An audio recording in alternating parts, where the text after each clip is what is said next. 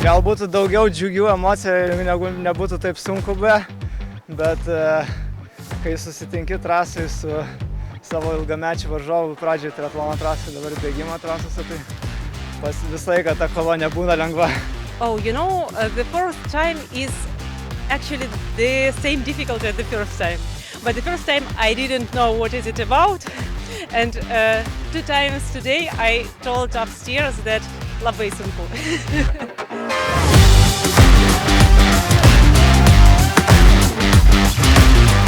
Specialiai nesiruošiau, iš tikrųjų dabar baiginėjau savo magistrą, tai nelabai yra to laiko taip treniruotėm.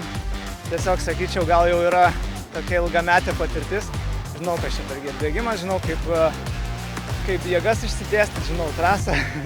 Tai tiesiog iš tos patirties, sakyčiau, šį kartą buvo tokia pergalinė iš treniruočių. I like it because it's different from the main distances. So I'm running, I run marathons, half marathons, and this is something quite different. It's like a very, very short distance from me. And actually I'm very, very glad to be the first today. So 4 times I tried, and this year I'm very lucky to be.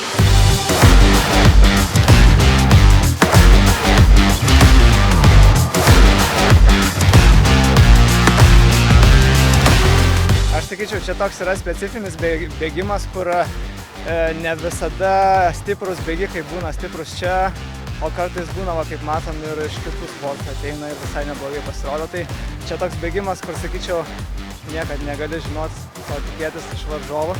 Tas sukelia tokias papildomas intrigos. I'm very glad to take part of such competitions because I'm from Ukraine and we didn't have such competitions there. And it's a great opportunity to try this and to tell everyone that tower running is very, very great type of races.